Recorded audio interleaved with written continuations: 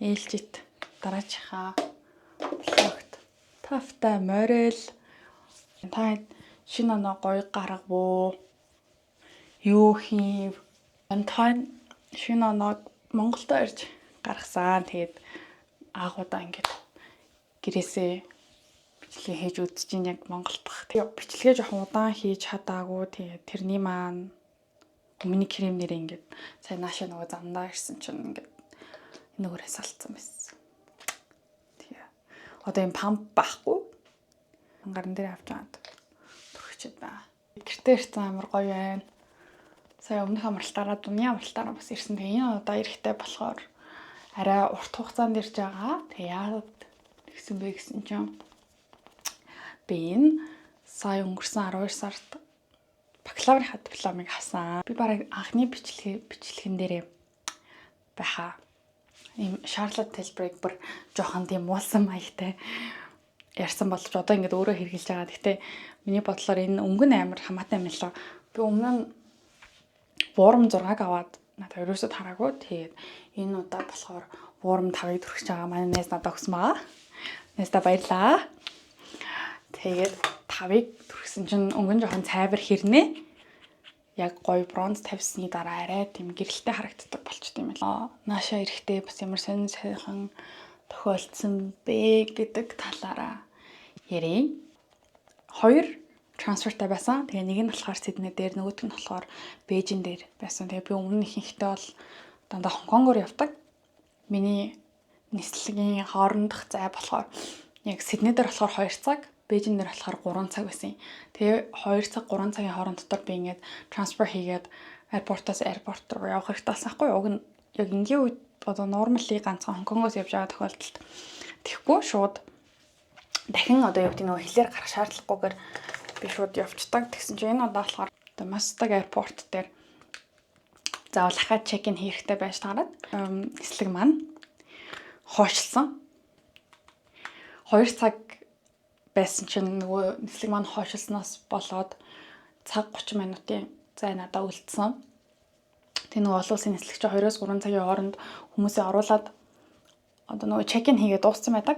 Тэгээд хамгийн сонирхолтой нь чек инийнхаа бүр хамгийн сүүлийн хүн болоод орсон байдаг юм аа. Сиднейгийн аэропорт дээр бол ерөөсөө ингээл бүр амар гүйсэн заяа. Одоо яаж байгаа гэхээр би Brisbane-аас Сидней рүү болохоор domestic-аар нисээд тэгээд domestic аэропортоос Сиднейгийн international airport руу автобусаар явт юм байна. Тэгээд автобусаар явсан чинь автобус нь 10 минут болгонд явдаг гинэ. Тэгээ автобусанд суугаад дараачихаа international airport дээр очиод байж байлаа. Чек-ин хийгээд дууссан байсан. Ажилчид нь бүр ингэ явах гэжсэн заяа. Юм хамаг компьютероо унтраагаад бүр тэнд ингэ хинж байхгүй. Тэгэл би хэлээл бүр ингэ би гүйсэн тулдаа ингэ хэдхэн секундээр амжсан байхгүй. Тэгвэл яг тэр хүмүүс бас явах гэжсэн. Тэгээ тэр явцсан байх юм бол ер нь бол миний тэгэл байхгүй. Бодоолсон. Таад маань ийш нислэгээр явах гэж байгаа бол трансфер чинь 2 цаг байх юм бол ер нь дэмий юм байл шүү. Ядаж нэг 3 цаг байвал юу юм гэхээс яагаад тэр өмнөх нислэгч ингээд хойшилчих юм бол 2 цагт бол бүр яагаад ч амждаггүй юм бэлээ. Тэгээ Бээжин дээр ирсэн чинь Бээжингийн болохоор 3 цаг байсан. Тэгээ Бээжин дээр би бас аэропортоос аэропорт руу хооронд явах шаардлагагүй байсан болохоор гайгүй. Яарч сандарсан яваад л ирсэн байт юм да. Тэгээд маш хүүтэн байгаа шүү. Манайхаа тэгээд таад манаас холоос Монголдо ирэх гэж байгаа бол маш дулаалж ирээрээ. Өнөөдөр яг юу хийх гэж байгаа вэ гэд. Тэгэхээр би өсний эмчилгээний уг нь орё гэж бодож байсан. Гэхдээ сая усан орсон болохоор бас дахиад нургууд дэмий юм болоо да гэж бодлоо. Эхлээд нэг хоол хийдэг юм уу гэж бодож байна. Нэг сонирхолтой юм. Сонирхолтой жоохон жолоо барьдаггүй, үнэлэхгүй. Тийм учраас гадаа гараад алхана. Тэгээд аягүй их хараад байгаа болохоор яг гэрээсээ зөргөлж гарч чадахгүй л юм л да. Тэгээд төгслийнхаа влогийг би оруулнаа. Тэгтээ оруулах арай болоог байгаа. Тэр үед маань таад маань бас тэр влогийн маань үзээрэй. Би ирээд бас найзтайгаа уулзаа. Тэгээд найз маань намайг яг ирсний маргааш маань төгсөн зэнд маань баяр хүргээд амар гоё бэлэг өгөөд тэгээд ийм гоё бялуу хийгээд өгсөн байгаа. Тэр найздаа бас баярлаа. Тий. Найзууд маань энэ бичлэгийг үзэх юм бол та нарт би зөнөө баярлалаа шүү. Надад ч таны махтай нөө болсон. Таны махтай бол яа. Вах таны мах байгаа мэн. Хэмжээ нүгээрээ сайхан хэмжээтэй шүл хийждэг байгаа. Энэ бол миний нэрийн хоол.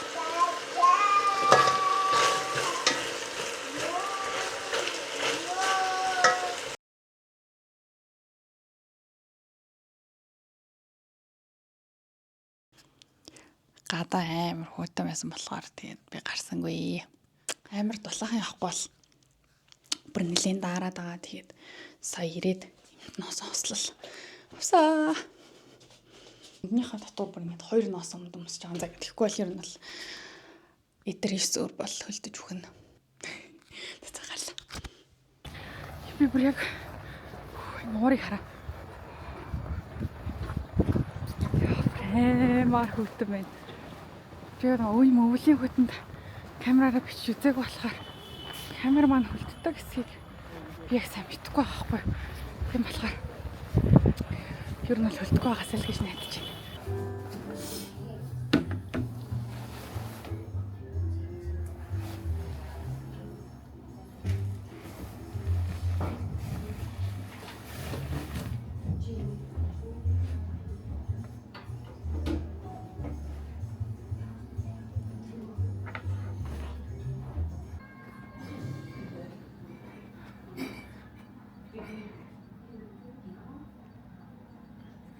Халуун шоколад гоё харагдаж байна. Кофе унаа. Нэг сонголтгүй зүгээр шууд харах бах тийм. За. Нэг авнаа.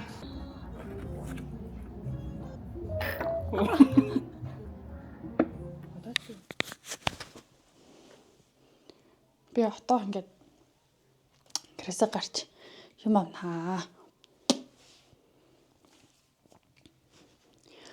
2 дахь эхлээд энд байгаа хугацаан дээр гээд пилатес явах гэж тэгсэн чинь надад хомс байхгүй. Заавал тийм стик хийдэг хомс өмсөх юм байлээ. Тэгээд гарч хомс аана. Надад энэ 2 гадуур хувцас байна. Тэгээд та хэдэнтэй аль нь гоё хэлээрэй. Энэ бол хоёулаа амар дулаахан байгаа.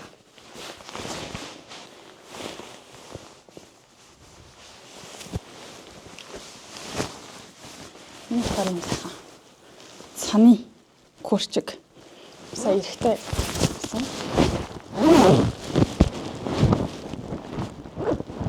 Өмсгөр нэг нас бүр шал өөр харагдаад байгаа юм шиг санагдсан.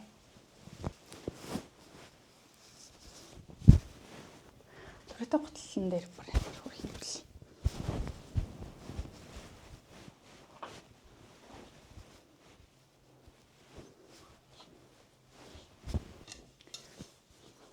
За би энийгээ өмсгөр болсон байдаг юм аа.